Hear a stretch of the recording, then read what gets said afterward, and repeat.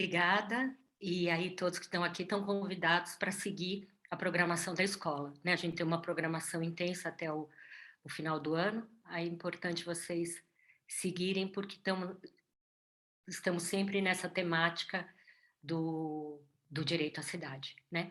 Então, a gente está aqui na 8ª aula do Whats para o Direito à Moradia, né? Uma parceria com o CAU, e a gente está na nossa 8ª aula, e hoje a gente vai tratar, seguindo, né, um pouco o debate que já iniciou na semana passada, na aula passada, a gente vai tratar das ocupações de moradia em áreas centrais, reforma integral e processos de melhoria habitacional, e que foi tratado na semana passada, e hoje a gente vai tratar da ocupação de moradia em áreas centrais, intervenções para a segurança, habitabilidade e mitigação de riscos.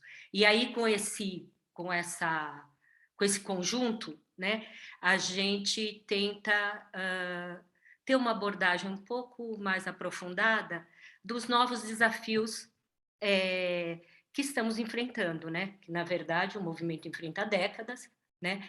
Mas que o debate aqui com a parceria do CAU é justamente para que a gente consiga vislumbrar algumas possibilidades para tratar desse tema com um apoio público, né? Institucional, mostrando que há algumas saídas, né? Bom, para isso, a gente tem 2 convidados hoje. O Celso Santos Carvalho, que é engenheiro civil, mestre e doutor em engenharia pela Escola Politécnica da USP, foi ex-diretor do Ministério das Cidades, de 2005 a 2014, e é membro nacional da rede BR Cidades, né?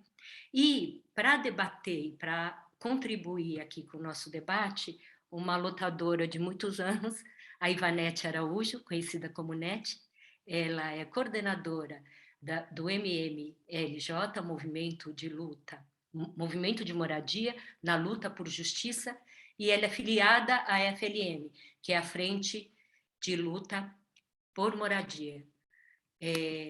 Eu agradeço muitíssimo vocês terem aceito aqui o convite, né? E aí eu abro a palavra aqui para o Celso, que vai fazer uma primeira exposição, e a NET está aqui como debatedora. A NET tem aí uma fala em seguida do Celso, e, como sempre, vocês vão colocando aqui as questões no chat, que a gente vai organizando, e a gente tenta aqui passar depois todas as perguntas para os nossos convidados. Obrigada a vocês e obrigada aos dois aqui pela participação. Celso, por favor, você está com a palavra. Você pode compartilhar aqui já. Joia. Bom, boa noite, pessoal. Primeiro eu queria agradecer muito a Margarete e o Polis pelo convite e pela oportunidade de estar conversando com vocês aqui, estar debatendo, porque hoje não vai ser bem uma aula. Normalmente, quando a gente fala em aula, a gente está pensando, vai vir um professor falar como é que faz determinada coisa, né? Hoje eu não vou, né? Eu não sei como é que faz. Eu vou trazer um problema e discutir um pouco como a gente está trabalhando, como alguns movimentos de moradia, algumas lideranças, alguns técnicos aqui em São Paulo estão trabalhando nessa questão. Que questão?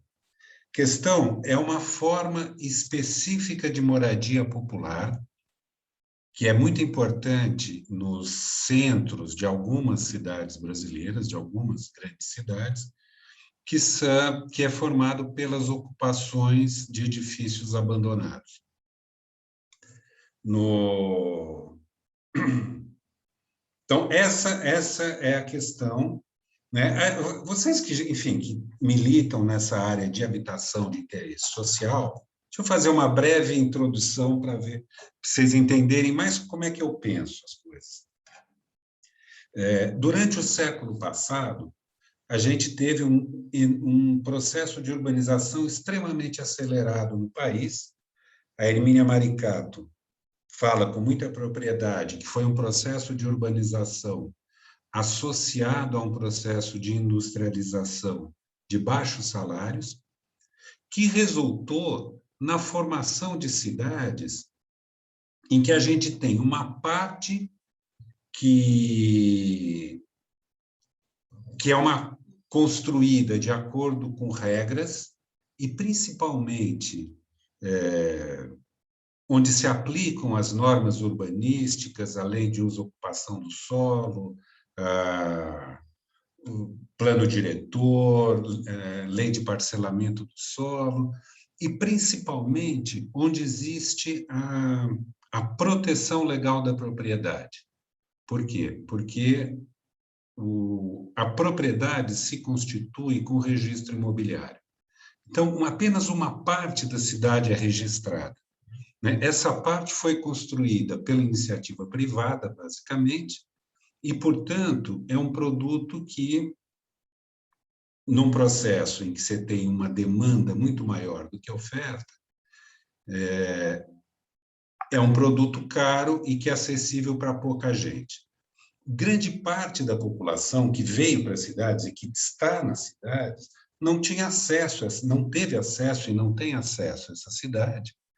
E, portanto, ela tem que morar ou ocupando terras abandonadas,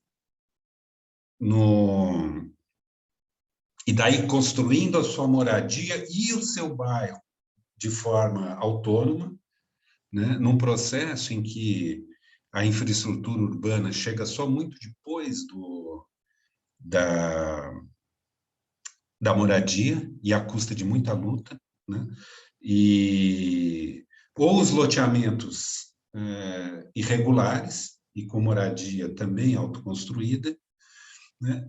Mas subsiste uma forma de moradia popular que vem desde o início do século, que é menor em termos de pessoas atingidas, que são os cortiços, as pensões populares e, mais recentemente, as ocupações em prédios abandonados. Todas essas formas de moradia popular, a gente não pode esquecer, elas passam a ser protegidas com a Constituição de 88, com o Estatuto da Cidade, na medida que o artigo 182 da Constituição fala que é função do ordenamento das cidades, do planejamento das cidades, garantir o bem-estar de todos os habitantes. Portanto, é pela Constituição, uma ordem da Constituição, que nos dá respaldo para intervir e melhorar as condições de moradia, né, de todos os territórios populares. Bom, isso posto, hoje então nós já discutimos muito, e vocês são têm muita experiência, tenho certeza, né, em urbanização de favelas, que é um tipo de projeto e de intervenção basicamente desenvolvida no Brasil, né? Nós somos bons em urbanização de favelas, nós somos bons em produção de conjuntos habitacionais por autogestão, inclusive em áreas centrais, né? Inclusive a partir de reformas de edifícios, né? E, mais recentemente, a partir de uma luta contra a criminalização dos movimentos de moradia na região central de São Paulo, se passou a discutir e a buscar construir uma forma de política pública habitacional para os prédios ocupados. Então, eu vou dividir aqui com vocês a minha apresentação.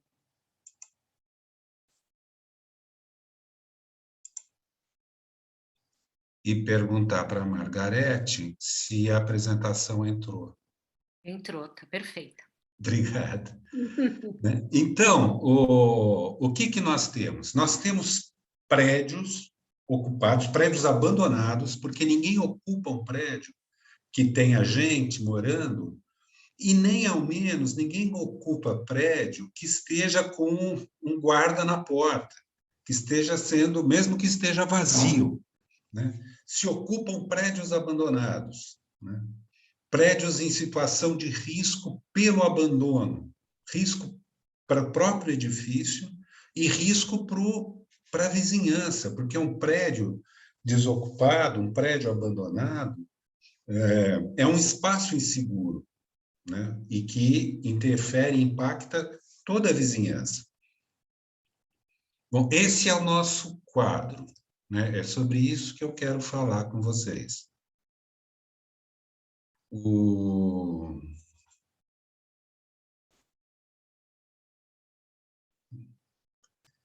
E daí, achei, né? Por que existem prédios ocupados? E eu vou falar de São Paulo, tá? Mas isso vale essencialmente para várias outras grandes cidades, né? Por que existem prédios ocupados em São Paulo? Primeiro, porque o déficit habitacional, estimado pelo Plano Municipal de Habitação de 2016, para aquela parte da faixa de famílias com renda de até 3 salários mínimos, renda familiar de até 3 salários mínimos, o déficit habitacional nessa faixa é 270 mil moradias, mais ou menos. Era, né, há 5 anos atrás. Esse número aumentou muito em função da pandemia também, e da crise econômica, e do desemprego, né? Uma família que ganha 3 salários mínimos, 3 mil reais, ela não consegue, dificilmente ela consegue, não, dificilmente não, ela não consegue pagar uma moradia no mercado, seja comprando, seja por locação, no mercado formal, né? Ela não consegue, ela consegue alugar uma moradia irregular numa favela, longe do centro, ou num cortiço, um quarto para a família inteira. É impossível, com 3 mil reais por mês, uma família acessar uma moradia no mercado formal. Ela tem que dividir, ela mora com várias famílias juntas, enfim. Então, nós temos um déficit em São Paulo de 270 mil moradias. Outro ponto. Existem em São Paulo um enorme, cerca de 250 mil domicílios vagos. A gente não sabe exatamente o que é o domicílio vago, não dá para fazer uma transposição direta, mas isso vale para quase todas as grandes cidades. O déficit habitacional é quase do tamanho do número de domicílios vagos. Mas vamos pegar um outro número que aqui é mais claro.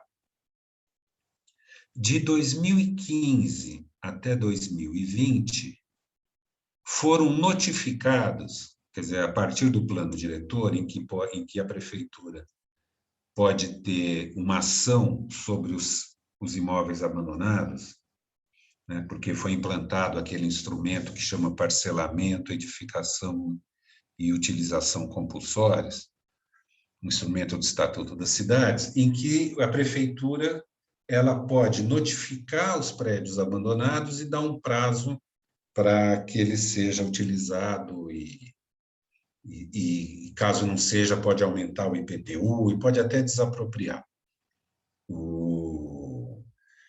Bom, então nós temos de 2015 até 2020, 1.751 imóveis.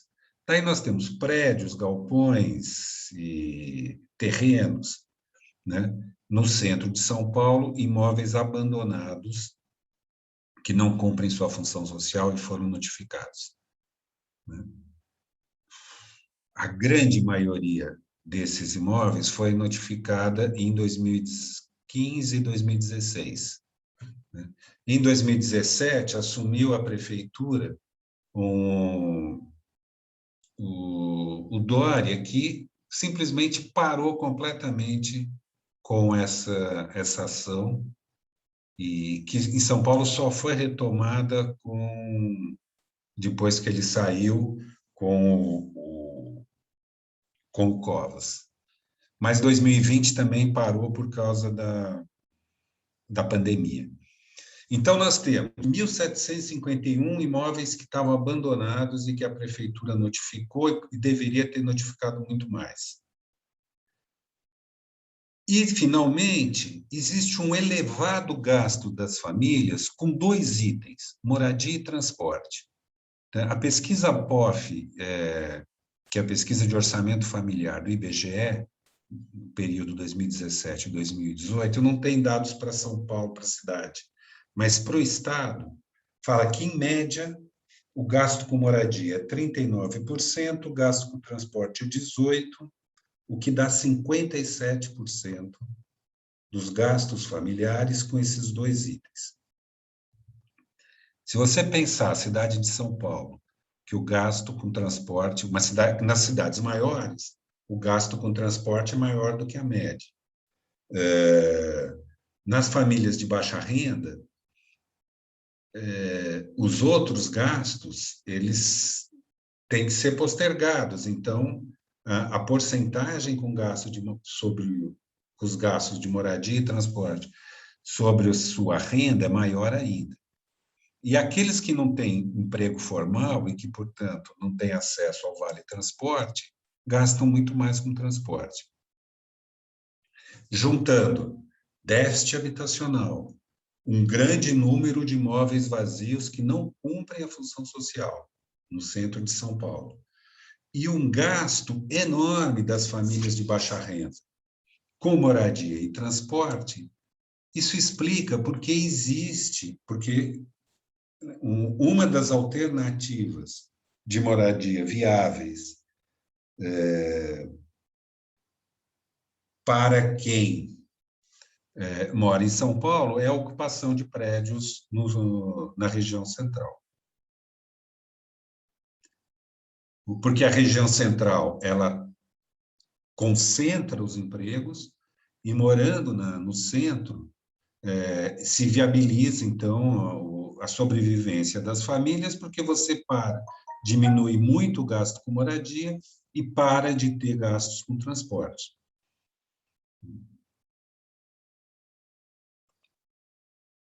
Isso é um processo que vem se acelerando nos últimos 20 anos. Mas em 2018, no dia 1º de maio de 2018, houve um incêndio num edifício,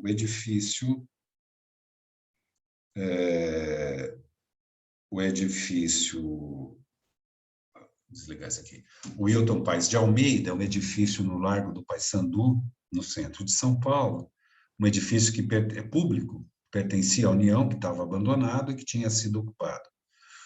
É um edifício alto, de 25, 27 andares, se eu não me engano, uma ocupação extremamente precária, com baixo nível de organização, e que no dia 1º de maio de 2018 sofreu um incêndio que levou ao colapso estrutural e o desmoronamento completo do edifício, resultando em 7 mortes.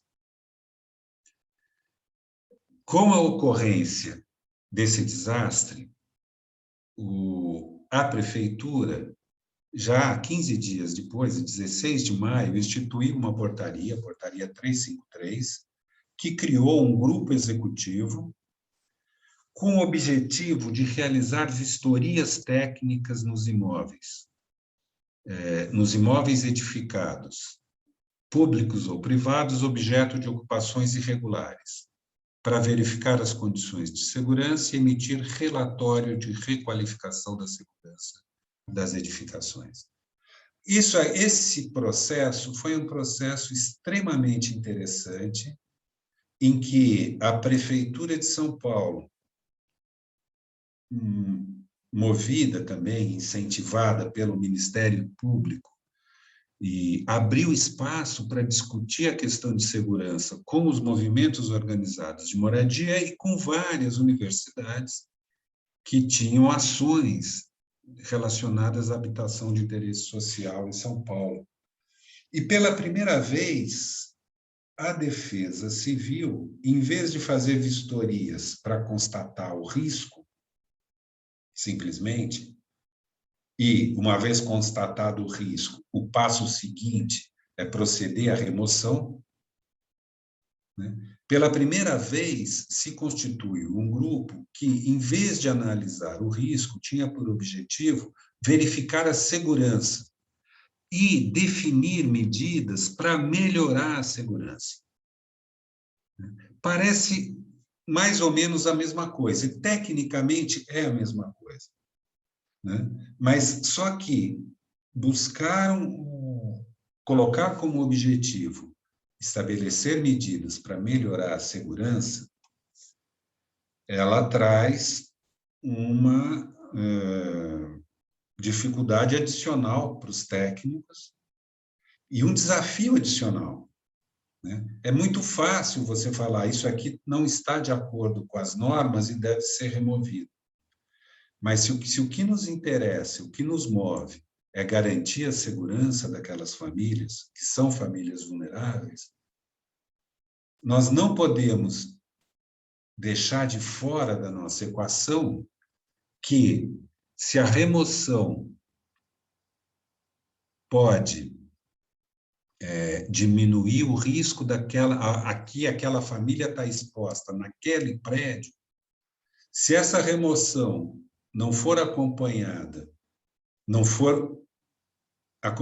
da mudança, né, de um reassentamento, da mudança para um prédio em condições, no mínimo, melhores, você está piorando a segurança. Se você tira uma família de um prédio, porque você fala que tem risco de incêndio, e você coloca na rua, o risco que essa família está correndo, o risco de vida, o risco para as crianças, é muito maior do que o risco que ela corria no prédio.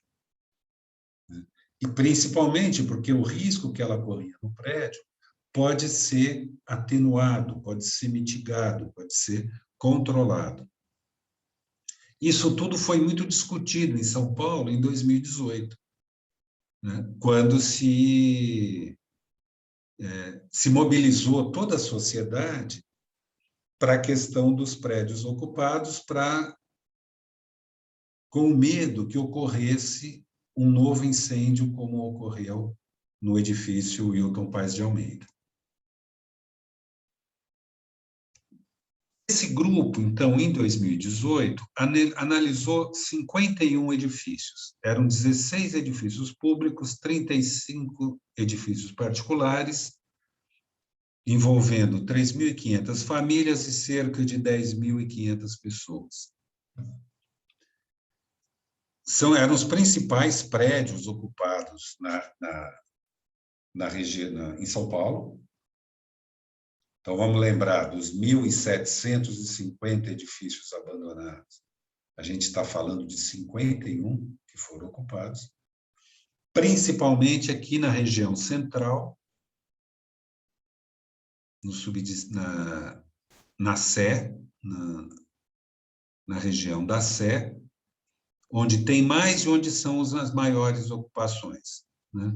Na Moca também, alguma coisa aqui na Vila Prudente, e fora do centro tinha só um prédio na Lapa, Zona Oeste, um prédio em Itaquera, Zona Leste, e 2 em Pinheiros, Sudoeste, né? Então, a maior parte é centro, mas todos eles em regiões ou centro da cidade ou em centros de bairros, né? Ou seja, locais onde você tinha emprego, onde as famílias conseguiam sobreviver na cidade. O que teve como aspectos gerais desse relatório? Primeiro, o tempo de ocupação. 87% dos edifícios estava ocupado há mais de um ano. Tá? Ou seja, 13% há menos de um ano, 43% com uma ocupação entre 1 e 5 anos, 37% uma ocupação entre 5 e 10 anos e 7% há mais de 10 anos. Ou seja, são prédios ocupados, são prédios, portanto, que estão com uma disputa judicial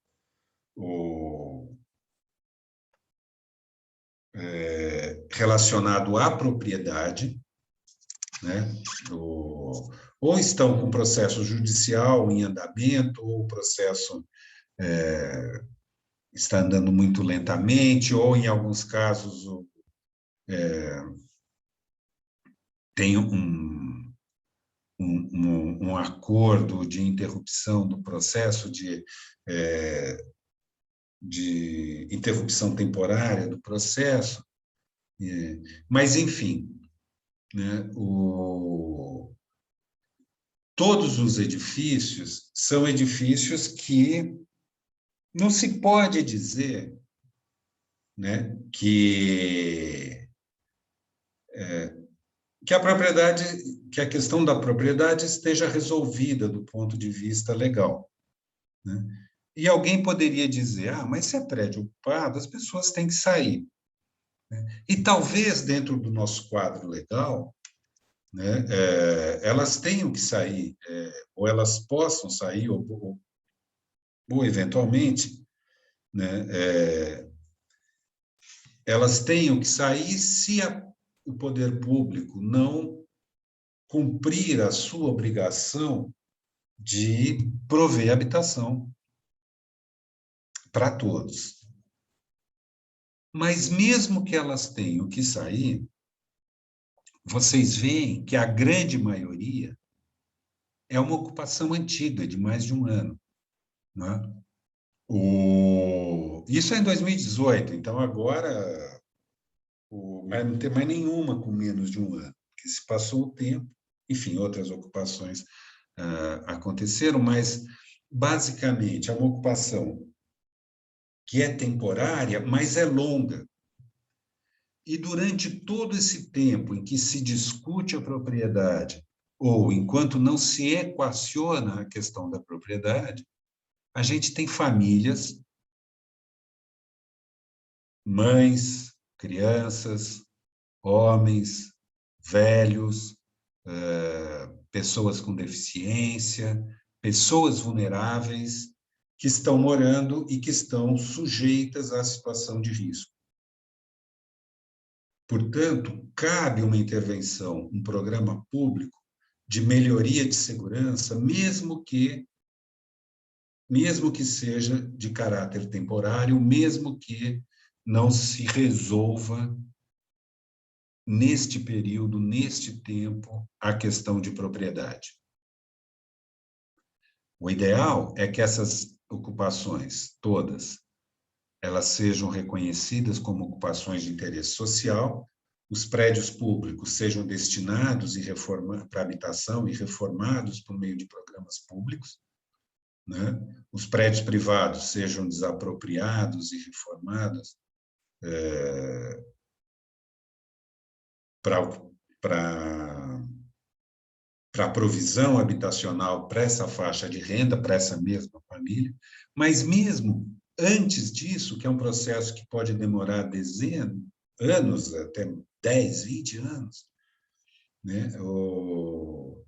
É importante que a gente tenha um programa público de melhoria da segurança e das condições de habitabilidade, mesmo considerando que são ocupações temporárias. Outra questão importante do diagnóstico é que apenas um conjunto, 12%, tinha um atendimento regular do serviço público de água potável, fornecimento de água potável e energia elétrica. O que mais que a gente tem desse diagnóstico? um pouco mais da metade, 57% dessas ocupações estavam vinculadas a movimentos sociais organizados.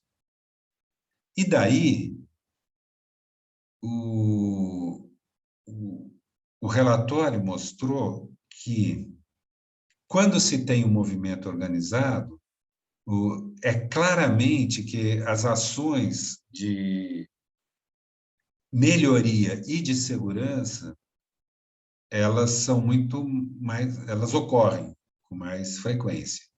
Então, por exemplo, de aquelas ocupações que têm movimento, que estão ligadas a movimentos sociais, 45% têm uma liderança reconhecida por todos, 29% têm uma associação constituída, 57% têm regras de convivência pactuadas, 53% têm um regimento interno escrito, né? E 53% investe na manutenção do prédio.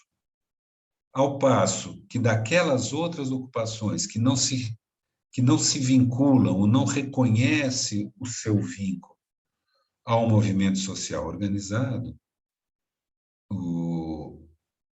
a liderança, só 21% tem lideranças, tem uma liderança constituída, só 23,5% tem regras de convivência pactuadas, só 10% tem um regimento interno e 22% investe na manutenção predial.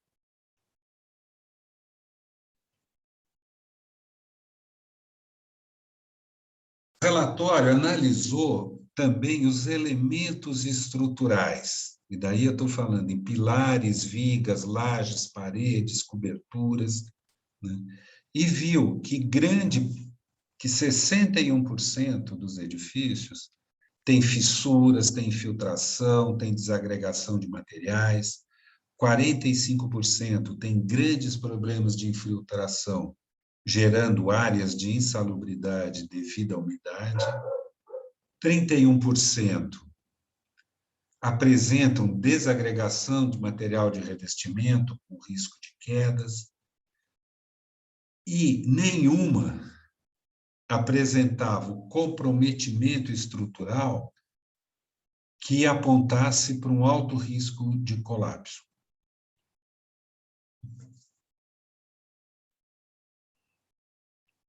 Em relação ao incêndio, e aqui também vamos falar de instalações elétricas, que é um dos grandes responsáveis pelo incêndio. Foi feito, como a análise, o relatório foi motivado pelo incêndio, né? É claro que esse tema, esse assunto, tinha foi objeto de uma atenção particular, né? E se no caso, né, a gente viu que nenhum prédio tinha um alto risco de colapso estrutural, né, o risco de incêndio era grande, né? E, então, em relação à ignição, a possibilidade de surgir um incêndio, né, 90% dos edifícios apresentavam uso inadequado do botijão de gás,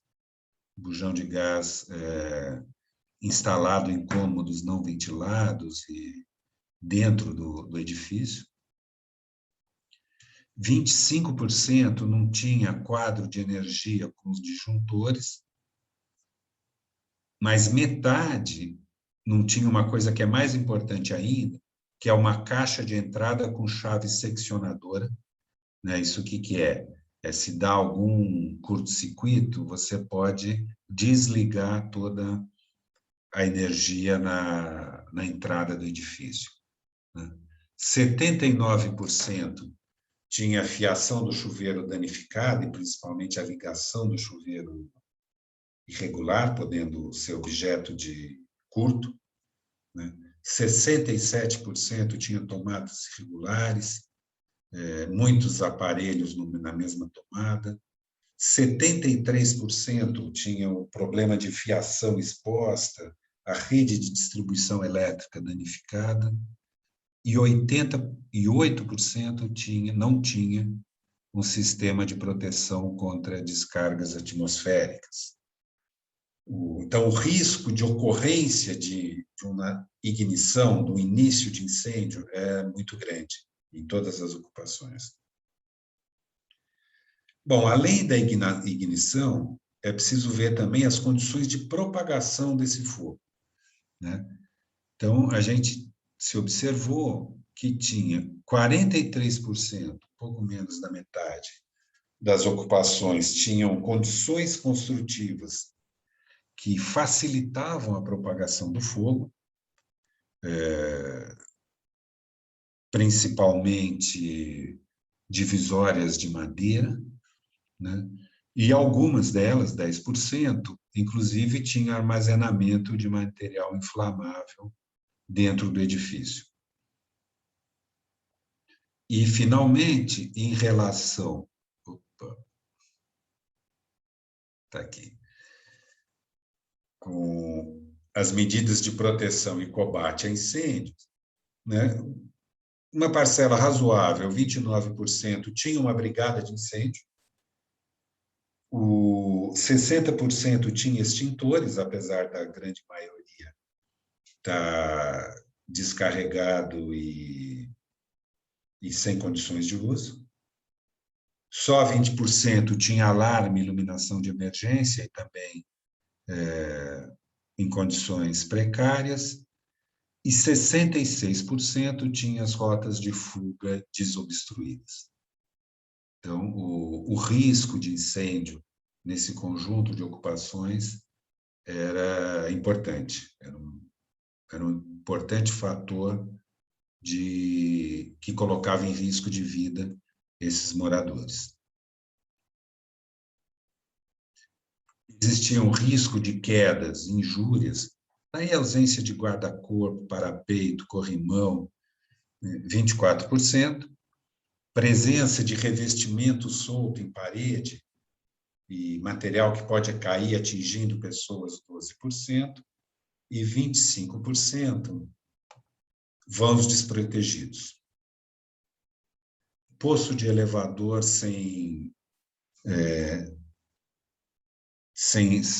fechamento, esquadrias nas janelas e no vão de escada sem vidro, buracos na parede, quer dizer, risco de queda em 25% dos graves riscos de queda, e 25%, um quarto dos edifícios. Bom, todo esse relatório e essa análise, ao final, a prefeitura estabeleceu, para cada edifício, ela fez um relatório com medidas de melhoria. Ela chamou de medidas mitigatórias. O resultado foi surpreendente, né? 94% dos edifícios, para 94% dos edifícios, era possível uma melhoria efetiva da segurança por meio de medidas que podiam ser adotadas pelos próprios moradores, algumas envolvendo recursos maiores, outras menores, portanto, quer dizer, não seria possível os moradores resolverem tudo de uma vez, mas não por causa de problemas técnicos, era simplesmente por falta de recursos financeiros, né? Mesmo com os parcos recursos financeiros, desde que houvesse uma organização da ocupação, era possível implantar todas essas melhorias ao longo de um prazo de 3 a 5 anos. E apenas 6% ou 3 edifícios estavam em situação tão grave que se recomendava desocupação. Às vezes, não desocupação inteira, mas de parte do edifício.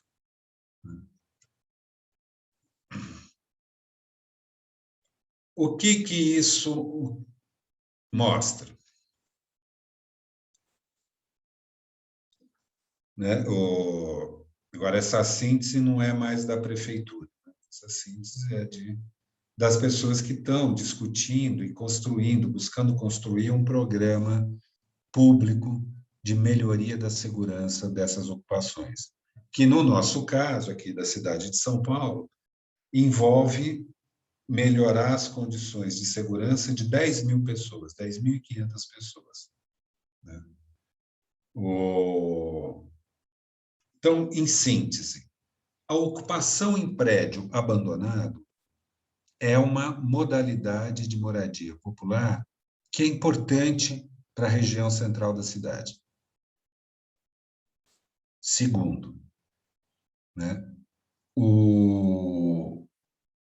esse tipo de moradia ele apresenta riscos, né, e necessita de intervenções para a melhoria da segurança. Aqui eu volto a ressaltar, independente da disputa sobre a propriedade. Por quê? Porque mesmo que essa ocupação fique um ano, né, durante esse ano, né, aquelas famílias estão em risco e é necessário uma intervenção de segurança que permita, inclusive, que se discuta a questão da propriedade de forma mais adequada e mais justa, né? Porque, muitas vezes, a justiça concede a desocupação ou determina a desocupação do prédio de forma liminar, de forma emergencial, antes de esgotada toda a discussão sobre a propriedade, com o argumento do risco. Então, o que se mostrou aqui, nesse trabalho, que no caso dos prédios, o risco não implica a melhor intervenção de segurança, no caso desses riscos, não é a remoção, é a execução de intervenções. Principalmente porque essas ocupações elas não ficam só um ano, né? São ocupações de longo prazo. Né? 87% está há mais de um ano, 44% está há mais de 5 anos, e 7% está há mais de 10 anos. É praticamente permanente. Outra coisa que ficou muito claro, que a ação dos movimentos de moradia é uma ação que melhora a segurança. Tanto a segurança dos moradores, quanto a segurança do entorno, que sofria anteriormente com um prédio abandonado. Então, se reconhece, é forçoso reconhecer a importância da organização dos movimentos sociais. Né? E, portanto, né, isso nos coloca, e, na verdade, foi a primeira motivação de toda essa discussão e essa intervenção, que era combater a criminalização das lideranças dessas ocupações. Né?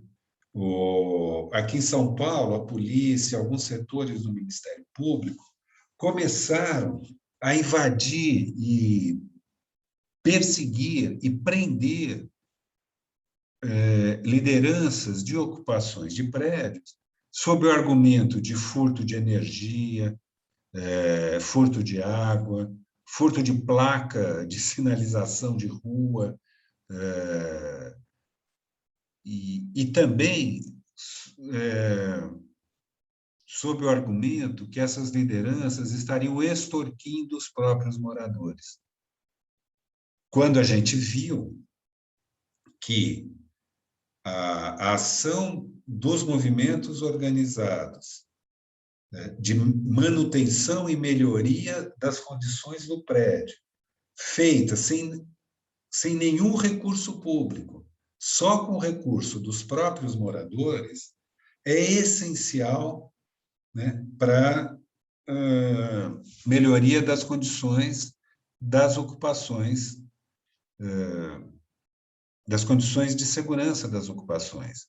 Então, as lideranças eram criminalizadas por, a partir de uma ação definida em assembleia, né, utilizar seus próprios recursos para melhorar as condições de segurança da ocupação. Outra coisa que ficou clara, que é possível melhorar a segurança com a manutenção dos moradores por meio de intervenções pequenas, de baixo impacto, seja intervenções de obras, seja intervenções de formas de uso do edifício,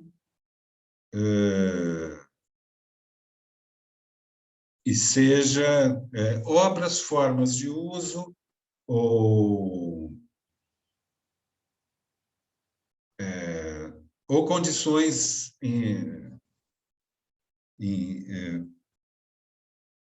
modificação de uso ou adequação dos usos, né?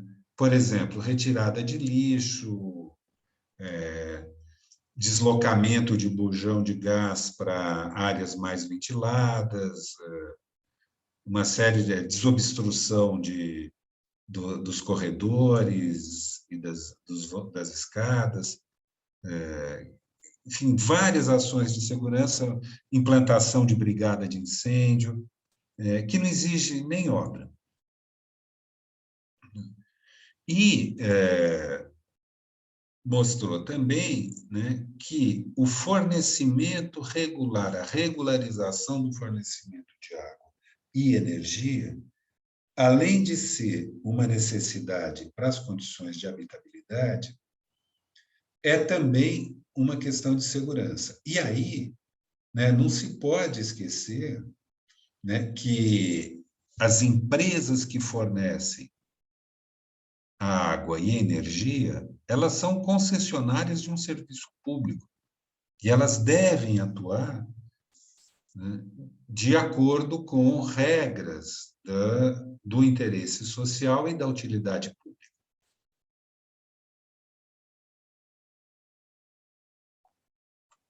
Né? Todos esses trabalhos, em todas essas discussões, ficou claro, né, que o papel dos movimentos de moradia nas ocupações de edifício é um papel de melhoria das condições de segurança, né? Primeiro, porque se tratam de ocupações de prédios abandonados, prédios que estavam por si só, pelo fato de estarem abandonados, estavam em condições de risco, tanto de degradação física do próprio prédio, quanto risco para o entorno, para a vizinhança, como eu já falei, né?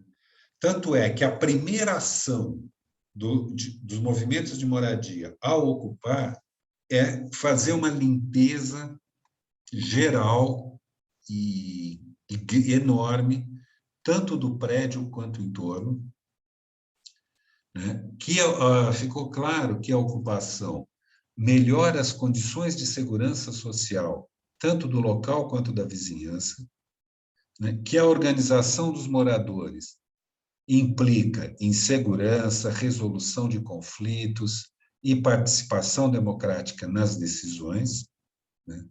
Isso permite, né, a manutenção e melhoria da segurança com recursos próprios a partir de contribuições mensais definidas em assembleias, porque se observa também que essas famílias, livres do gasto com moradia e com transporte, que, como a gente viu, consome a maior parte dos seus recursos, né, ela consegue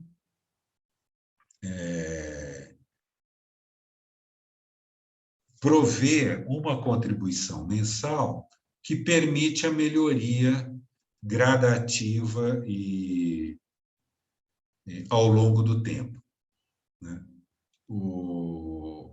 mas isso implica também, né, uma luta pela regularização das ligações de água e energia, né?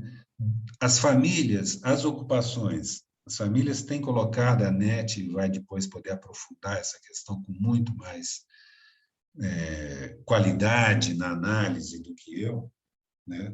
Mas as famílias conseguem pagar a água e energia que consomem, né? Mas, desde que, o que elas exigem? Que as concessionárias regularizem a ligação e que as concessionárias apliquem as tarifas sociais de acordo com o número de famílias que mora naquela ocupação. Por exemplo, no caso de ligação de água, grande parte dos edifícios formais, legais da cidade, onde eu moro, por exemplo, onde seguramente vários de vocês moram, né, a água não tem medição individual, né? É uma medição única, é um hidrômetro único para o prédio, né? Só que a empresa fornecedora de água, na hora de calcular a tarifa, ela pega o volume total fornecido, divide pelo número de famílias, e é esse valor, a contribuição por família, o gasto por família, que é usado para calcular a tarifa. Por quê? Tanto a água quanto a energia, quanto maior o consumo, maior o quanto se paga por unidade fornecida. No caso de prédios com ocupação, portanto, em que não existe unidades domiciliares regulares, as empresas de água e de energia têm uma resistência a aplicar o mesmo método de cálculo que aplica para os prédios formais da cidade. Então, com essa exigência, né, que significa simplesmente tratar de forma igual, né, os moradores das ocupações, né, essas famílias conseguem pagar o seu consumo de água e energia, né? Mas é necessário que as empresas concessionárias regularizem. E finalmente, né, os movimentos organizados, além de tudo isso, eles têm uma função importante de melhoria das condições de vida dos moradores e do entorno. Então, tem várias ações de educação, cursinho para jovens, cursinho pré-vestibular para jovens, ações de educação para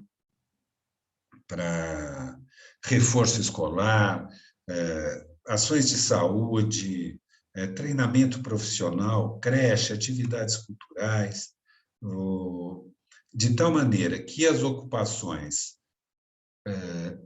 feitas, né, pelos movimentos organizados aqui em São Paulo, além de prestar um serviço de moradia, que é a obrigação do Estado, eles também prestam um serviço de melhoria das condições de vida dessa população.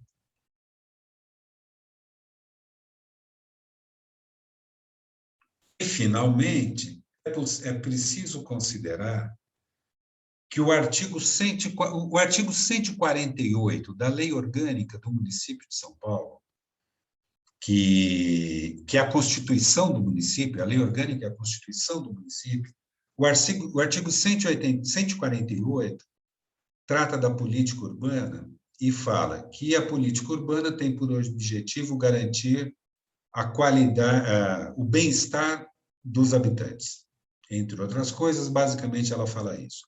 E no artigo seguinte, o 149, fala que para garantir o bem-estar, para garantir o que fala o artigo anterior, né, o município deve promover uma série de atividades, um programa municipal de habitação, programa de melhoria ambiental, tem vários itens. Um dos itens do inciso 5 desse artigo 149, diz que o município deverá promover ações principalmente dirigidas às moradias coletivas, objetivando dotá-las de condições adequadas de segurança e salubridade. Vocês percebam aqui, eu queria chamar a atenção, que a lei orgânica do município não fala que o município deve promover ações de segurança e salubridade de moradias coletivas regulares, né? Ou não deve fala ações de segurança e salubridade de todas as moradias, né? Ou deve prover ações de segurança e salubridade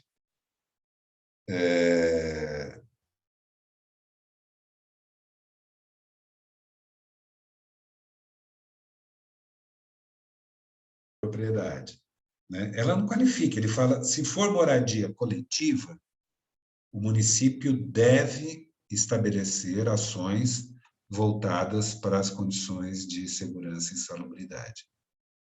E o que nós estamos tratando aqui é de um tipo de moradia coletiva de interesse social, que é a ocupação dos prédios.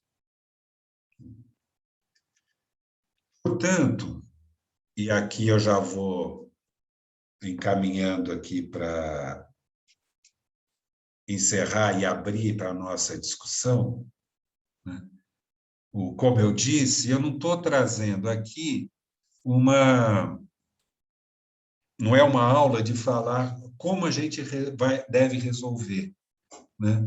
Eu estou trazendo aqui um problema em que eu peço que vocês se envolvam, né? E pensem conjuntamente com a gente, né? Como se pode resolver, né? Como se pode estabelecer uma ação de melhoria da segurança nos edifícios ocupados. Uma ação desse tipo, ela deve ser... Eu tenho algumas condicionantes para uma ação desse tipo, que eu consigo formular. É uma ação, ela deve ser uma ação pública, né? Uma ação pública integrante do Programa Municipal de Habitação de Interesse Social, né?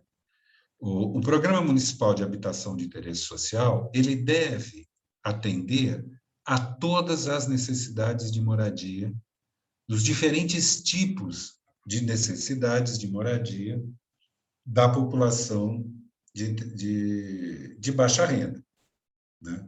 Então, urbanização de favelas, regularização fundiária, provisão habitacional empresarial, provisão habitacional por autogestão, um programa específico para moradores de rua, né? E um programa específico de melhoria da qualidade, da segurança nos edifícios ocupados. Então, é necessário, e no caso do município de São Paulo, é obrigação da prefeitura constituir um programa, uma ação de melhoria da segurança dos edifícios ocupados. Primeiro ponto. Segundo ponto, as intervenções, esse programa deve conceber intervenções que possam ser realizadas com a manutenção da ocupação. No máximo, se admite o deslocamento de alguma família temporária para uma outra parte do edifício e depois a volta. Por quê?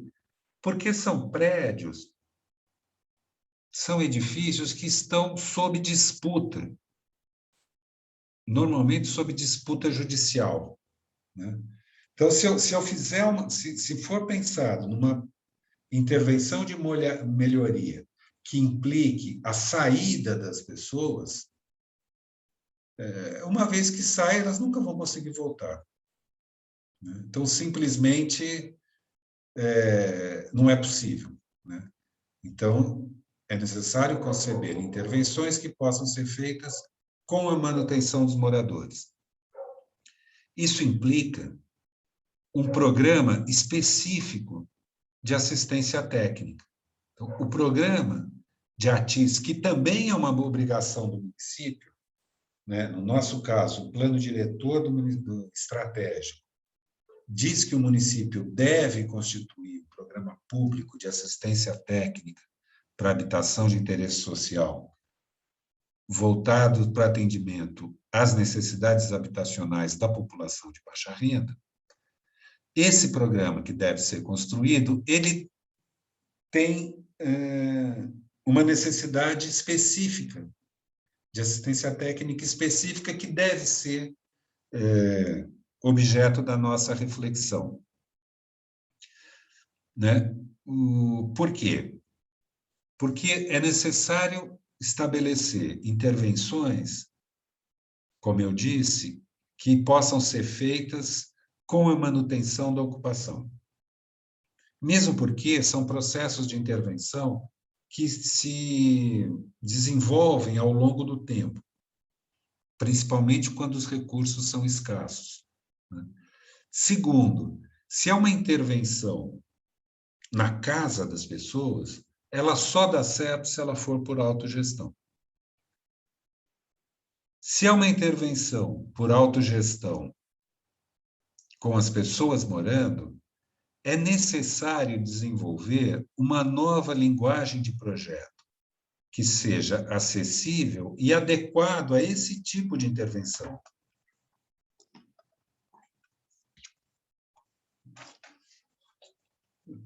O projeto, ele deve ser feito, não deve ser, como normalmente, um desenho da solução final, mas é necessário desenvolver uma nova linguagem que mostre não o projeto como vai ser no final, mas como ele vai ser feito ao longo do tempo.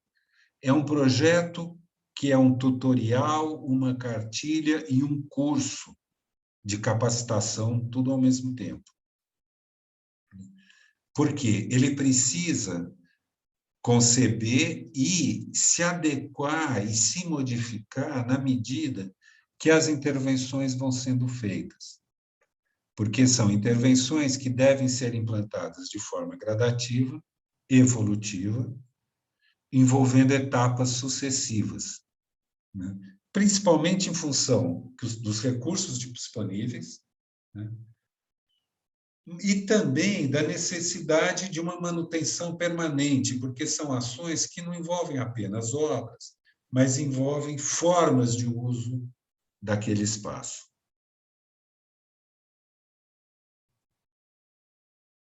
Enfim, né, eu acho que essas são questões que eu queria trazer para esse debate e para esse conjunto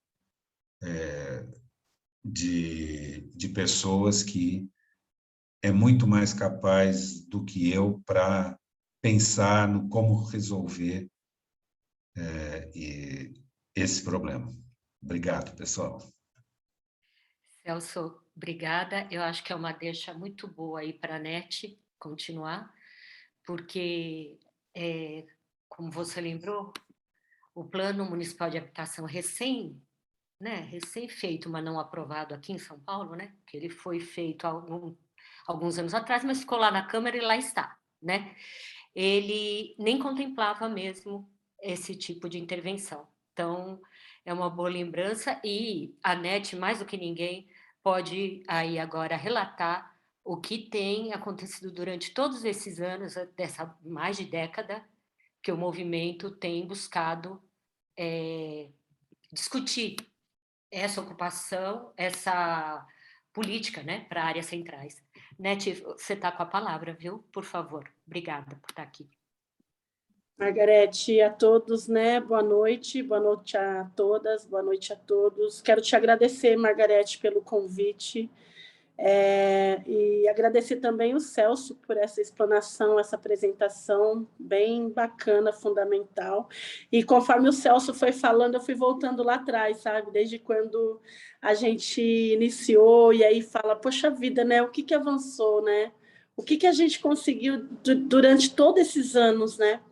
Bem, então eu vou me apresentar. Para quem não me conhece, eu sou a Ivanete Araújo. Muitos companheiros de luta me conhecem como Nete. Sou coordenadora do movimento de moradia na luta por justiça e filiada à Frente de Luta por Moradia. Eu estou aqui dentro de uma ocupação, né, situada na Rua Mauá, número 340. Coordeno 3 ocupações. A essa da Rua Mauá, que é ocupada há 14 anos, né? A da Prestes Maias, que é ocupado 12 anos, e a Ipiranga, que é a caçula, que tem a ocupação de 3 anos. Faço um trabalho também de mais ou menos esse tempo, de 3 anos e pouquinho, no interior da cidade, com mulheres empregadas domésticas e boia fria. Bem, gente, a moradia, a luta pela moradia, ela é fundamental, é um direito humano, né? E por que eu digo isso? Está escrito no artigo 5º da Constituição Federal que todo cidadão tem direito à moradia. E por que tanta gente sem casa, tanta gente sem moradia, tanta gente sem ter um endereço para poder voltar? E quando a gente se vê diante dessa situação, a gente não tem outra solução. O Estado, ele é o agente violador dos nossos direitos. O Estado que deveria garantir o nosso direito, né? Apresentar as grades de proposta, de políticas públicas, colocar em prática a política pública voltada para a família de baixa renda, para a família sem teto de baixa renda. Ele não faz, ele acaba sendo o órgão violador dos nossos direitos. E aí a gente entra naquela contradição, né? E para o Estado, e se o sem-teto, ou se as famílias ela não se mexe, ela não grita, né? Vai ficar muito cômodo para o Estado. Prédios vazios, sem função social da propriedade, recursos sem ser utilizado de acordo e com a finalidade que deveria ser, e famílias em situação de rua e na rua aumentando cada vez mais. E existe aquele lema das pessoas que trabalham, ganham pouco e pagam aluguel. Se paga aluguel, não come. Se come, não paga aluguel. E aí, volta... Desculpa, gente, eu estou com a minha bateria fraquinha aqui. Eu vou ligar rapidinho, pode ser? Tá? Eu vou lá rapidinho. Me perdoa, agora que eu fui ver. Liga lá para você não cair.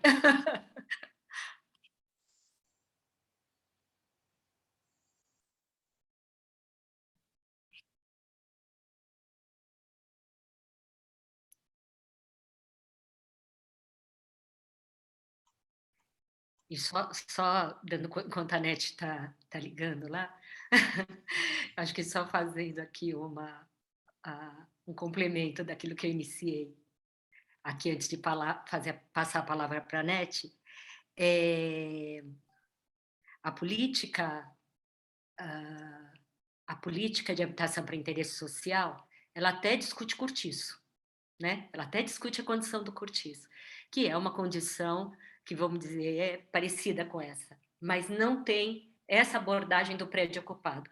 Nete, pode continuar. Voltei. Obrigada, Margarete. Eu fiquei tão empolgada aqui na apresentação do Celso, não me dei conta que a minha bateria foi embora.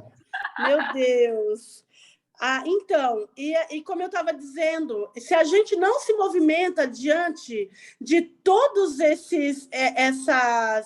esses direitos que são violados, a gente vai continuar em situação de rua, passando fome, ter que priorizar ou come, ou paga aluguel, ou come, e ficar naquela situação. Eu tiro um pouquinho do meu exemplo. Eu sou do interior da cidade, sou ex-boia fria, ex-empregada doméstica, e quando eu vim para a cidade grande com o intuito, com aquele sonho de conquistar tudo, e que eu ia conquistar através do meu trabalho e tal, eu vim para a cidade grande e me deparei com uma realidade. A realidade de uma selva de pedra, né? Selva de concreto, muitos prédios grandes, e eu me deparei em situação de rua. Eu morei embaixo do viaduto do Glicério, junto com os meus filhos. Por não ter condições, eu cheguei na cidade, eu cheguei a pagar o aluguel, cheguei a ir para vários cortiços. Chegou um momento, eu não tinha mais condições de pagar o aluguel, né? Eu tinha que escolher ou comer ou pagar aluguel. E chegou uma época que eu tinha perdido as duas coisas. O direito de comer, né? Porque eu não tinha mais o trabalho para poder ter o meu salário, e nem o pai das minhas filhas nessa época, e também fui despejada e precisei ir para a rua. Então, quando a gente se depara a fazer uma ocupação, quando a gente se depara com famílias na mesma situação que a nossa lá atrás, a gente não ocupa por ocupar, a gente não ocupa porque vamos ocupar porque a gente quer. Não, a gente ocupa porque, infelizmente, o Estado ele não olha para a classe social sem teto, de baixa renda, tá certo? A outra questão que eu queria dizer, quando a gente passa a ocupar um imóvel, a gente dá vida para ele. Bem disse o Celso, né? A gente monta o nosso corpo de coordenação, o nosso coletivo, e a partir daí a gente vai discutir desde a limpeza até a portaria. Né? Quem é que vai ficar na portaria, quem é que vai cuidar da manutenção, quem é que vai cuidar da limpeza, né? E eu sei que com essa nossa luta, muitas famílias foram impactadas positivamente na vida delas. Eu conheci família que morava no extremo sul, e aí trabalhava aqui no centro, ia para sul, gastava horas e horas no extremo leste. E aí, quando a gente passou a fazer ocupação no centro, ela economizou no transporte, ela economizou mais tempo com a família, porque ela gastava mais tempo dentro do transporte do que com seus próprios filhos. Era 4 horas por dia que ela perdia no transporte. Ela saía de manhã, os filhos estavam dormindo, ela voltava, os filhos estavam dormindo. Ela não acompanhava os filhos. E aí, a partir do momento que a gente fez as ocupações no centro, a gente impactou na vida dessa família. Hoje, tem família que tem a sua filha que presta faculdade, que tem a faculdade, que com muita luta conseguiu a formar. Né? Nós temos aqui uma moradora, Isabela, que ela é formada em comunicação.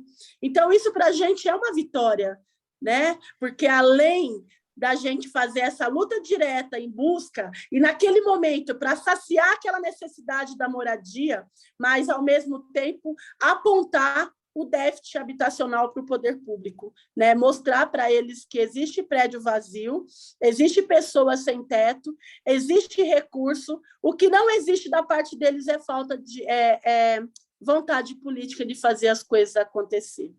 E quando, o Celso disse aí, e quando eles vêm para a gente, eles vêm nos criminalizando, né? O judiciário aponta a gente como o ruim da situação, o Estado aponta a gente como o ruim da situação, e mal sabem eles, ou até eles sabem, mas eles não querem ouvir ou não querem entender, que nós estamos fazendo aquilo que eles deveriam fazer. O judiciário deveria apontar para o Estado por que de tantas pessoas sem casa, e tantos recursos saindo de ralo abaixo. E tantas pessoas. E lembrando, nós não estamos pedindo para morar de graça, não. A gente quer pagar de acordo com o bolso de cada trabalhador sem teto de baixa renda. Não é justo a família deixar de comer para pagar a prestação também. Porque quando se pensa em financiamento, não é pensando em financiamento para lucrar o mercado imobiliário. Tem que pensar na família, né? Se ela vai dar conta de manter o seu financiamento, a sua moradia. E quando a gente faz a nossa ocupação também, a gente começa a entender que, por exemplo, aqui nós temos 237 famílias, né? Então, nós somos uma família. Às vezes as famílias falam assim, Dona Nete, você é como uma mãe para mim. Falei, meu Deus, eu tenho 237 filhos, né? Brincando. Porque é assim que a gente se vê, a gente se vê uma família, né? E aí nós temos assessoria técnica, assessoria jurídica, um corpo social para poder cuidar, coordenadores por andar, manutenção. E bem disse o Celso, nós não pegamos uma moeda do poder público para reformar, para trocar uma pastilha da energia. Pelo contrário, é tudo fruto da contribuição das famílias. Então, a gente tem a contribuição, tem o regimento interno que foi aprovado dentro de uma assembleia, tem a cozinha coletiva. Esse tempo do frio agora, a gente pensou no nosso povo aqui da ocupação, mas também foi pensado nos nossos irmãos em situação de rua, onde a nossa comissão cozinhou para os nossos irmãos em situação de rua e fez a distribuição de cobertores, né? E queríamos nós fazer uma ocupação e colocar todo mundo lá dentro, deixar quentinho, porque o poder público fechou os olhos e ignorou essa parte, né? Nós temos uma brinquedoteca.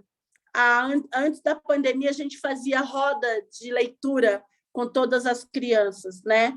Nós temos aula robótica, nós temos portaria 24 horas, né?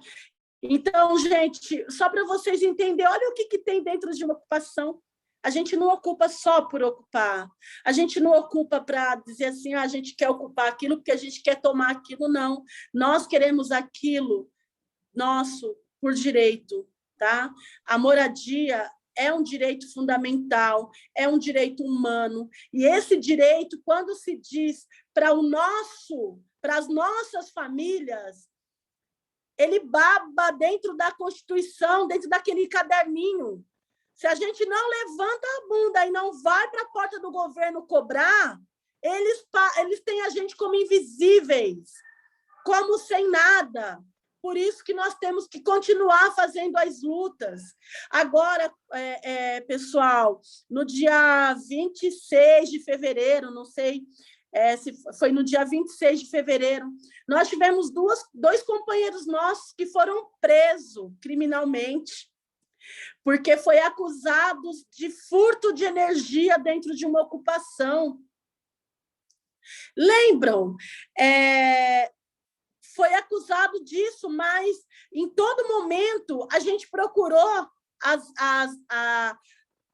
a Enel, a Sabesp, para regularizar a nossa água e a nossa luz. E aí a gente não pode regularizar a nossa água e a nossa luz porque nós somos invasores. Quem é que está invadindo o direito de quem?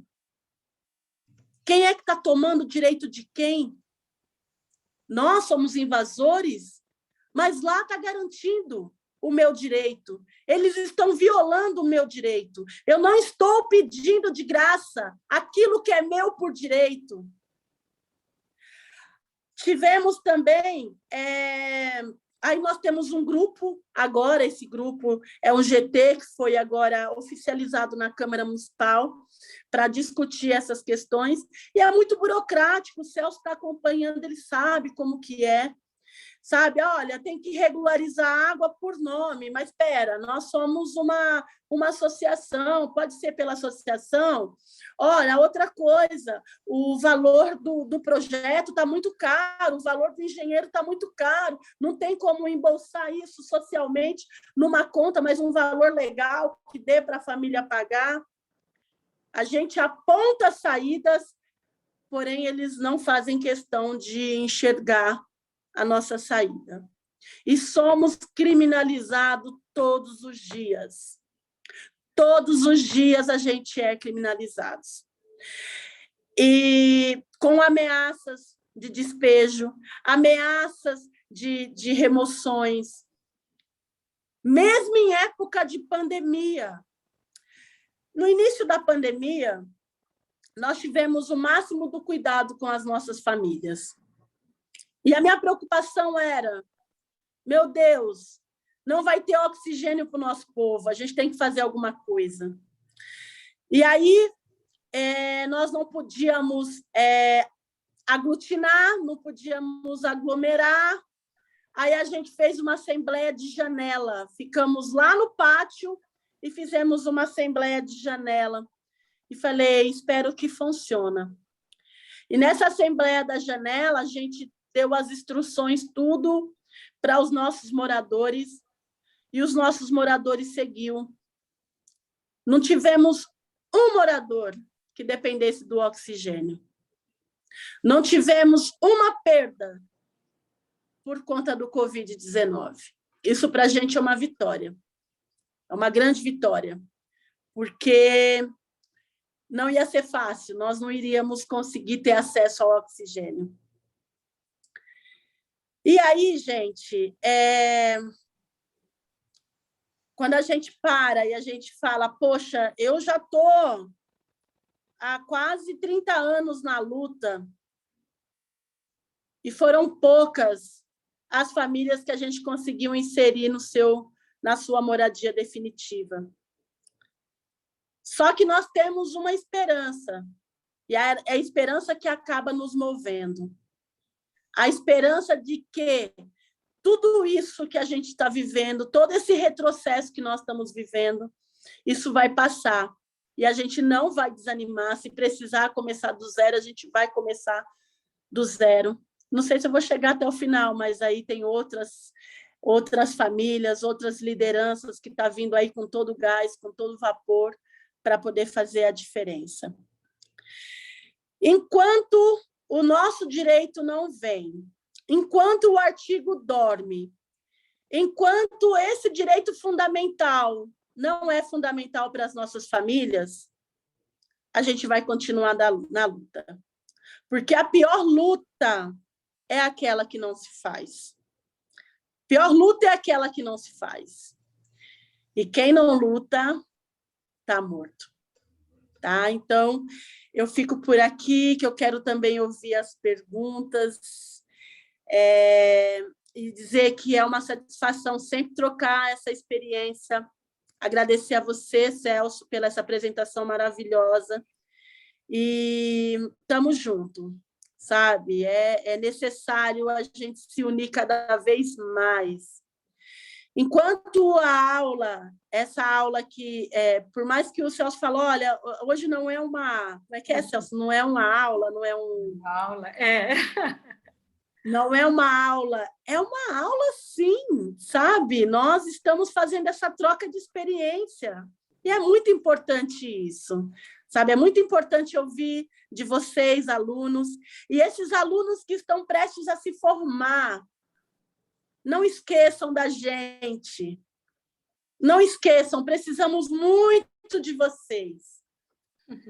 Porque existem muitos prédios vazios que muitas vezes o poder público tenta nos cegar, dizendo que não é possível transformar. E aí, quando a gente se depara com o Celso Sampaio, com outros que estão aí, o Valdir, tantos outros técnicos, né? Fala assim, não, dá sim, porque é necessário derrubar esse tijolinho aqui, levantar 2 aqui, e o negócio funciona, sabe? Então, é necessário.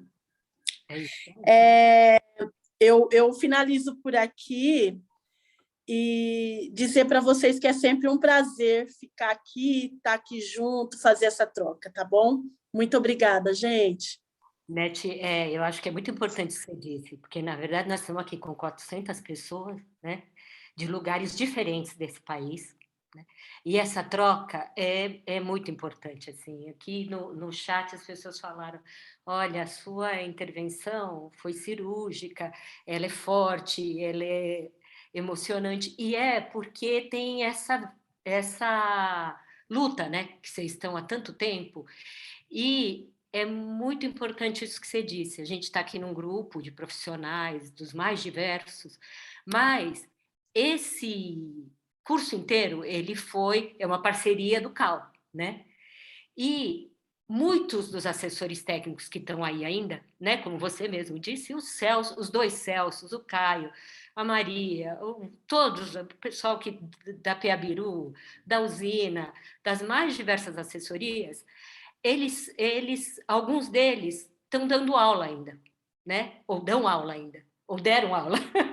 E é importante porque é uma formação que eu tive, mas muita gente não teve, né? Que é essa discussão do que é essa realidade desse país, né? É olhar para essa realidade e dizer, tem que pensar em como trabalhar com ela, né? E não fechar os olhos, não invisibilizar, como você mesmo disse, né? E na aula passada, que estava a equipe da Peabiru aqui, a gente disse, olha quanta solução, né? O Celso falou, não estou aqui para dar solução, mas tem, né? Mas tem aponta para um lugar, né? O Celso aponta para um lugar. E idem, a Peabiru fez isso na semana passada. Ela apontou para possibilidades que, como diz a Nete, o poder público não enxerga, não quer enxergar, né? Quer dizer, ou seja, tem as possibilidades, o movimento da saída, né? As entidades organizadas dão, as entidades técnicas dão, e o poder público não faz, né?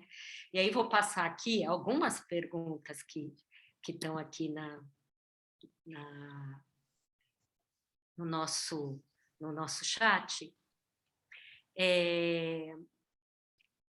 Então, o Daniel perguntou assim, nesse universo de edificações que foram vistoriadas, algum recurso público foi destinado a essas intervenções emergenciais? Né? A outra pergunta é, existe algum edifício com uma intervenção que vocês poderiam dizer que é um exemplo, né?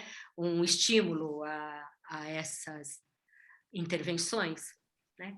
O Celso falou do projeto como um instrumento de luta, né? E porque instrumentaliza no sentido de dar suporte, né, às ocupações. Opa, peraí que entrou outra pergunta aqui, só um pouquinho, correu aqui. Ó. Nath, podemos falar sobre essas e depois Claro, não, claro, e depois eu leio as outras? Pode ser. Deixa eu só fazer essa do instrumento, que eu acho que é legal, né? Porque aí você fala do projeto como instrumento de luta, né? E instrumentalizando orientando, né, as ocupações. Como trabalhar, então, aí, Nete, você responde, né? Como trabalhar, então, essas necessidades que vão aparecendo dos moradores do movimento, né? E a urgência, com a urgência da reintegração de posse, ou seja, da ameaça permanente da reintegração de posse, que Netinho falou um pouco, claro, mas dessa ameaça que vive sondando aí o movimento. Pronto, pode aí. Então, deixa eu pegar primeiro, né? Então, a ação da prefeitura, né, foi constituir um grupo que fez esses estudos, esses levantamentos e propôs medidas de segurança. E não colocou um centavo de recurso público para melhoria, para implantação dessas suas recomendações. O que eles fazem? O que a prefeitura fez? Um ano depois, ela mandou a Defesa Civil voltar nas ocupações para ver o que tinha sido feito. Né? Então, ela só soube cobrar. Né? as melhorias que foram feitas pelos próprios moradores, com recursos dos próprios moradores, e apoiados pelo trabalho voluntário de assessorias técnicas, né? Só neste ano é que teve um apoio para assessoria técnica por meio do edital do CAL, né? Que é um apoio importante, mas não é uma política do município, não é uma política pública, é uma política de uma área de um setor profissional, né, que se preocupa com a questão da moradia popular, né, mas não teve nenhum recurso público. E a assessoria, o apoio técnico que as ocupações que as ocupações tiveram foram apoios técnicos voluntários, né? Existem, eu não vou falar quais são os prédios que eu acho que são modelos de ocupação. Tem vários. Eu vou deixar para a NET falar, né? As ocupações do MMLJ, Mauá, por exemplo, é uma ocupação modelo, né? Tem outras, né, de outras ocupações, né, aquelas que têm um movimento organizado, é claro que depende do recurso e capaz de ser mobilizado e tal, mas são emblemáticas. Quem estiver em São Paulo e tiver condições de conhecer, a NET vai falar umas 4 ou 5 aqui que vale a pena conhecer. Deixa eu passar a bola para ela. Tá certo. Sim, olha, tem essa que o Celso falou, mas eu vou lembrar só uma questão, Celso, antes de passar para quais são as ocupações, lembrar aqui uma ameaça de reintegração de posse, né? Nós estamos em ameaça à ocupação da Mauá. Nós entramos como terceiro interessados na questão do imóvel, porque esse imóvel hoje ele pertence à Coab, mas não pertence hoje através de uma luta nossa. E aí a gente entrou como a terceira parte interessada dos autos no processo e o juiz pediu para que um perito viesse olhar o imóvel.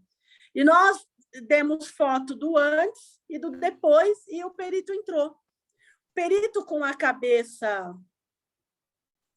Olha, eu ia falar uma besteira agora, mas em respeito a esses 400 que estão aí, mas o perito com a cabeça não sei do quê, colocou que o prédio estava em ruínas e que precisaria de uma reintegração, de um despejo urgente, né? Então, é difícil a gente se deparar também com certos tipos de pessoas assim que entra, não conhece a nossa luta, não viu como a gente pegou o imóvel, né? E aí chegou, ele viu como é que estava, saiu parabenizando a gente de todas as ações, de todas as reformas, né? A manutenção que nós fizemos e chegou lá nos autos, colocou diferente. E aí o Celso falou, olha, tem umas 4, mais ou menos, ocupações modelo. Mas lembrando bem, todas as ocupações do movimento organizado é modelo. Vou citar 4 porque tem mais de 30 aí, tá bom? Tem a ocupação da companheira Antônia, Avenida São João, 588, Avenida São João, 288, Celso citou a nossa. Tem da Avenida 9 de Julho ao Álvaro de Carvalho, que é uma ocupação assim que ali eles diziam há muito tempo atrás, o perito, que o prédio estava em risco, né? E hoje está lá, olha, toda reformada, a escada reformado, tudo bonitinho, tudo certinho. É aquilo, a gente entra porque necessita, né? do espaço, mas a gente acaba impactando, acaba ajudando o próprio poder público a mostrar que é possível, em vez de demolir, reforma para os trabalhadores sem teto de baixa renda. Olha, tem mais... Tinha uma pergunta que eu não respondi. Qual que era a terceira? Exatamente, que era do projeto, não é? Como é que que você falou que é importante ter o projeto como instrumento? Então, isso daí é um desafio, né? Aqui, assim, a gente tem 500 arquitetos, engenheiros, urbanistas, advogados. Então, da parte dos arquitetos e engenheiros, está aí esse desafio, né? Porque a gente precisa fazer uma reforma que as pessoas têm que morar, porque elas estão em disputa. Se elas saírem, elas não voltam para o prédio, né? E, portanto, não dá para você contratar uma empreiteira que vai fazer tudo isso. Tem que ser por autogestão. E o próprio processo de construção é um processo de capacitação e de treinamento profissional, né? Isso implica um outro tipo, a necessidade de desenvolvimento de uma outra forma, um outro tipo de projeto. Isso é um desafio para os arquitetos, né? Não basta você desenhar no AutoCAD como vai ficar no final, né? E pôr um carimbo na planta, né? Tem que ser feito um projeto que mostre como construir, passo a passo, e com outra linguagem, né? Com vídeos, com tutoriais, né? Existe né, nesse edital do CAL, aqui de São Paulo, né, existe uma modalidade, né, na qual a gente tem assessorias técnicas que estão desenvolvendo, né, essa nova linguagem. É como a Margarete falou, é uma linguagem que ninguém aprendeu na graduação, na escola, nem na pós-graduação, né? Vocês têm que a gente desenvolve, né? O desenvolvimento da técnica neste campo só existe porque pessoas como a NET lutam a vida inteira, né? Porque se não tivesse um movimento organizado de luta pela moradia, a gente não estaria fazendo nada, a gente não teria o que fazer, né? O nosso trabalho, né, só tem sentido na medida que é um apoio a essa luta popular, que é uma luta, né, que envolve desafios na técnica da construção, vamos dizer assim, mas também desafios na organização e da assistência social, né, e desafios no campo jurídico, né, na disputa com uma ordem jurídica, né, que é toda construída para excluir os mais pobres dos direitos. Sabe, Celso, que acho que foi o André que colocou logo no começo, que cada encontro desses aqui que a gente tem feito, eu elogio a vocês, mas eu elogio a todos, né? Tem sido uma injeção de força para a luta, né? E que as falas, elas vão alimentando, né, esse processo de conhecimento. E aí eu vou dizer para o André, acho que foi o André que colocou isso, que vários professores deram esse retorno, dizendo esse processo desse debate, né, de refletir sobre a atuação e ter essa exposição aqui para todos, tem sido um momento de troca e de reflexão, né? E para quem está aí né, nas gestões e na luta, também reflete sobre a sua posição, né? E aí o Marcelo coloca aqui, que trabalha no município com um pouco mais de 30 mil habitantes na região metropolitana de Curitiba, né? E ele aproveita esse momento aqui para dizer que tem sido muito inspiradora e norteadora para que ele pense sobre o trabalho lá como diretor de habitação. E ele quer aproveitar o momento para saber um pouco mais sobre como acontece o trabalho nas ocupações e em que o movimento está associado, né? Quais são as dinâmicas, quais são os desafios que vocês acham que ainda tem, né? O Celso colocou vários aí, mas se vocês quiserem colocar mais algum aí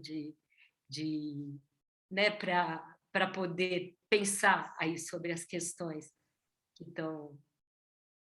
que foram colocadas aqui, vocês podem completar aqui.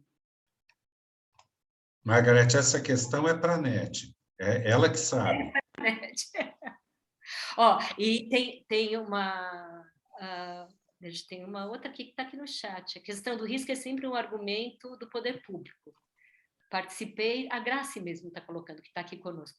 Participei de uma ocupação para receber mulheres em situação de violência em Mauá, e o consórcio do ABC disse que era um absurdo recebermos as mulheres ali, num imóvel ocupado, que era do poder público e estava num estado deplorável, mas que a gente limpou e aí fizeram uma mini reforma. A violência maior é não ter o equipamento público que ampare as mulheres. Isso é uma coisa bem importante que a Graça está escrevendo aqui, porque a gente sabe o papel das mulheres e aí também a NET podia fazer uma intervenção sobre isso. O papel das mulheres, que a gente sabe, desde que eu dava assessoria aos movimentos de moradia e trabalhava com autogestão, as mulheres eram predominantemente importantes na liderança do movimento. Pode falar aí, Nete. Sim, até hoje, tá? Até hoje. Nós temos mulheres coordenadoras, mulheres que coordenam desde a questão da manutenção até a questão da limpeza, nas negociações que vão com a gente. Então, está à frente de tudo para poder ajudar e dar um rumo para as nossas famílias, né?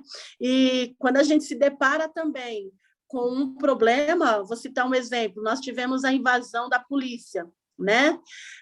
As mulheres que vai à frente, as mulheres que se levantam e falam, opa, na minha casa não convidei, como é que vai invadir assim, né? Então, é bem legal. E o desafio, a gente tem, todo dia a gente enfrenta, né? Todo dia a gente se depara com uma situação. E um dos maiores desafios que a gente tem é fazer o poder público entender que não é uma obrigação que nós estamos na luta, e não é uma obrigação ele fazer, ou elaborar, ou criar programa, atender a família, né? Ele tem que botar em prática, porque ele foi eleito para poder exercer essa responsabilidade, né? Então, a gente tem que... Um dos maiores desafios é esse, é fazer entender que nós estamos aqui, que nós estamos pedindo a esmola, que é um direito nosso, que está garantido e que a gente quer isso por direito, né? Por exemplo, a água e a luz, né? Apesar que a gente já pagou, a gente paga todo dia a gente paga, não deveria ser cobrado água, não deveria ser cobrado luz, mas vai pôr a tarifa social. Nós queremos contribuir, né, para ter acesso, para que não corra o risco de amanhã ou depois qualquer um dos nossos companheiros vai preso de novo, né, e passa por toda essa humilhação. Então, esses são os maiores desafios. E a gente se mantém de pé, se mantém na posição, se movimentando, né? Que é importante. E você colocou um pouco esse momento que a gente está da pandemia, e muitas pessoas têm colocado, e aqui apareceu muitas vezes, que, na verdade, tem uma solidariedade que manteve as pessoas vivas também, né? Que é isso essa rede que movimentou. E a Grace, que está aqui também da escola, fez uma colocação. Graça, você quer abrir o microfone e falar? Fazer a Oi, pergunta. Nath. Oi, Vai. eu vou ler então o que eu tinha escrito lá. Minha pergunta é para a Nath. Primeiro eu queria dizer, Nath, que é realmente, pronto, que é realmente muito, assim, é uma honra para mim te escutar. Eu sou estudante de políticas públicas, né? E eu escuto, assim, sobre você já faz muitos anos, desde que eu entrei na graduação, estou terminando agora. E estou muito feliz de te escutar, mesmo. E, bom, a minha pergunta é o seguinte: a gente tem escutado muito nesse momento vários atores sociais de diferentes lugares mobilizando o conceito de solidariedade, né? Acho que aqui na aula a gente até escutou uma vez ou outra também. E a gente sabe que solidariedade é uma coisa muito intrínseca, muito natural dos movimentos sociais. Eu acho que é uma tecnologia de sobrevivência que as pessoas desenvolvem, né? É uma responsabilidade ali com o outro, enfim. E que a luta depende disso. Mas é um conceito que o Estado também tem mobilizado muito, esse mesmo Estado que, como você disse, viola os nossos direitos, né? Então, a gente vê o Estado fazendo assim, pedindo que as pessoas sejam muito solidárias também. Mas eu tenho a impressão de que o Estado enxerga a satisfação de necessidades básicas, tipo, garantir que as pessoas não passem fome, etc., como caridade, sabe? E não numa perspectiva de garantia de direito, que é o que você estava falando agorinha.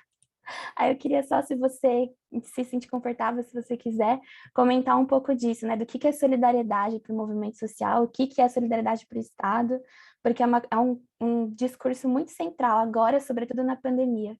Desculpa se eu falei tudo embolado, estou muito feliz de estar com você. O prazer é todo meu, viu? É muito bom, tá? Acho que é uma troca mesmo, né? Bom, eu vou citar os 2 exemplos, porque primeiro eu quero agradecer todos os voluntários.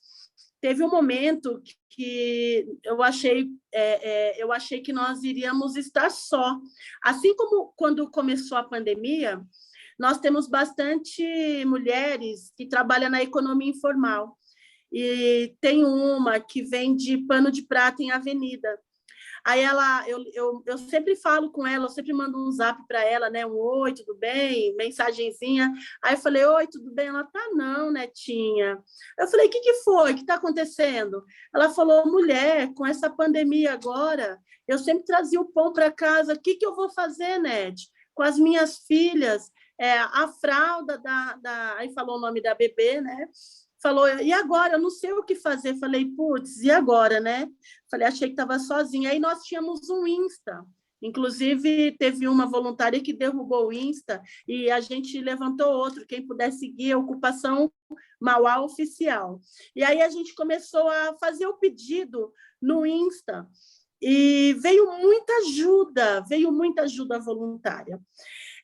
Desde o básico, higiene, limpeza, roupa, veio muita coisa. Eu falei, poxa, que legal, né? Porque eu achei, nesse momento delicado de pandemia, eles não vão querer ajudar, pelo contrário, a gente encontrou bastante voluntários, bastante pessoas que entrou e nos ajudou.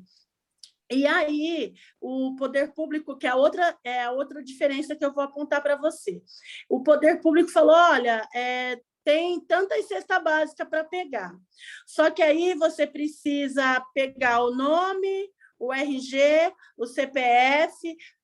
Eu falei, caramba, vai precisar do atestado de antecedente também, né? Um contato. Eu falei, eu não quero mais, não. Sabe? Não quero mais não, porque a família vai precisar passar por toda essa humilhação. Não está abrindo conta, desculpa, assim, mas não está abrindo nenhuma conta na Casa Bahia, não, gente. É para pegar alimento, porque está precisando agora, né? Se precisar, faça uma foto, eu registro, mas passar documento para a família, sabe? Eu achei isso o cúmulo do absurdo. Então, existe essas duas parte de voluntariado, o voluntário que veio de força de vontade, falou, não, olha, está aqui, estou ajudando, e teve o voluntário do poder público, que acho que queria ganhar Ibope, né? Queria ganhar estrelinha, né? Em época de pandemia, em época que as famílias mais necessitava da ajuda e do atendimento. Gente, eu lembrei só de uma última coisa, que assim, a gente está discutindo esses serviços das concessionárias, e o debate da privatização está correndo aí também, né? Então, isso também vai ser mais pensando no papel do Estado aí, né? Acho que é mais uma luta aí que vai ter que travar. Olha, eu tenho muitos comentários aqui agradecendo e dizendo da luta, da força que é esse trabalho do movimento, que nunca deveria ser criminalizado, óbvio, né? Mas o que eu estava pensando agora é que vocês podiam fazer uma fala final, né? Aí a gente vai aqui fechando esse nosso encontro. E dizer aqui também que a aula passada, que na verdade é esta aula, e a outra se complementaram, né? A Cris Lacerda tinha colocado um link no chat, e eu acabei esquecendo de falar, mas está lá o acesso ao texto, que tinha a ver com o debate, e o Elcio agora colocou que tem um seminário internacional sobre habitação social na América Latina, e também colocou um link aqui para o pessoal acessar, né? Eu acho que vocês podiam falar aí mais o que vocês quiserem para completar, e aí depois eu passo a palavra para a Grace fechar aqui para a gente. Posso começar? Pode sim, Pode. claro. Tá, então, primeiro eu quero muito agradecer essa oportunidade, esse momento único. Dizer que, para mim, sempre é um prazer a gente estar trazendo para uma discussão, para troca de experiência, para a pauta do dia, todas as nossas lutas, o que a gente já enfrentou, aonde a gente chegou, para mim sempre é gratificante. Dizer que sem a moradia não há justiça. Se não tem moradia, não tem justiça. E a moradia, ela é a porta de entrada para outros direitos. Você, sem a moradia, você não consegue colocar o seu filho na escola, porque você precisa do endereço. Você, sem a moradia, você não consegue arrumar um emprego, porque para você trabalhar, você precisa do endereço. Então, a moradia, ela é o direito fundamental, ela é a base, ela é a estrutura, né?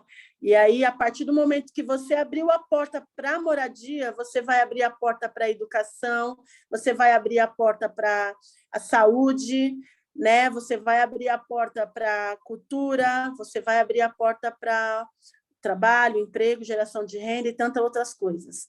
Eu vejo o quanto nossos irmãos em situação de rua e irmãs muitas vezes sofrem, é ignorado pela falta do endereço, né? Muitas vezes está precisando ser socorrido e acaba sendo ignorado pela falta do básico, que é o endereço. Então, enquanto houver sem teto, enquanto houver prédio vazio sem função social, enquanto houver poder público omisso, a nossa luta vai continuar. A pior luta é aquela que não se faz e quem não luta está morto. Muito obrigada.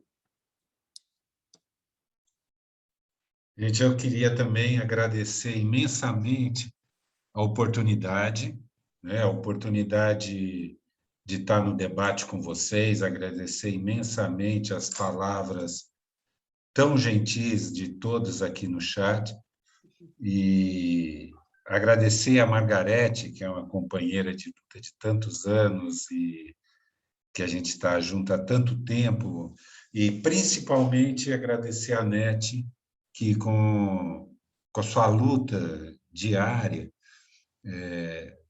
nos mobiliza a todos e consegue puxar todos nós a usar, né, a usarmos os conhecimentos técnicos, né, para apoiar essa luta de moradia, porque, como ela disse, a moradia é essencial. E ao lutar pela moradia, todos nós estamos lutando também, isso remete para uma luta pela transformação das estruturas do país, né? a moradia, quer dizer, a luta pela moradia aponta pela luta pelo emprego, a luta pela saúde, a luta pela educação, e, portanto, a luta por um país em que não exista os invisíveis, não existam aqueles que estão excluídos de toda a riqueza da sociedade. Então, eu queria realmente agradecer do fundo do coração a presença da NET, a honra que é ser amigo e companheiro de uma lutadora como a NET. Muito obrigado. Obrigada, viu? Agradecer muitíssimo vocês aqui, agradecer aí ao pessoal que está aqui participando. A gente está no 8º encontro, eu falei isso logo no começo, né? A gente vai ter o último encontro na segunda-feira que vem, e esse povo está aqui comprometido, discutindo, né? Essa pauta que é tão difícil, né? Que a gente está aí tentando que o poder público enxergue e faça algo. Obrigada, viu? E aí vou passar a palavra para a Grace para dar o informe da escola, e aí a gente se despede. Pode ir aí, Grace. Obrigada, Mati. Gente, eu queria também aproveitar essa onda de agradecimentos, então, e também agradecer também, acho que em nome de toda a equipe do Polis, né, da Mati, do Vitor, da Lara, enfim, toda a equipe, pela presença de vocês dois. O encontro foi realmente muito potente, muito incrível. E agradecer, claro, as 331 pessoas que estão com a gente aqui ainda, às 9 horas da noite, e reforçar o nosso convite para o ciclo Cidades Livres, né, que está com as inscrições abertas até dia 15 de setembro para o primeiro curso, que é o Cidades Feministas, e logo em seguida a gente tem o Cidades Antirracistas e Cidades LGBTQIP+. Coloquei o link aqui no chat para quem tiver interesse, e é isso, gente. Acho que a gente está já numa vibe meio nostálgica, porque estamos caminhando para o último encontro, né? Mas vai ser incrível também, assim como esses 8. Boa noite, pessoal. E obrigada de novo, Celso e NET. Então, gente, obrigada. Tchau, boa noite, boa noite. Beijo para todos. Boa noite. Boa noite, gente. Boa noite. Boa noite, NET.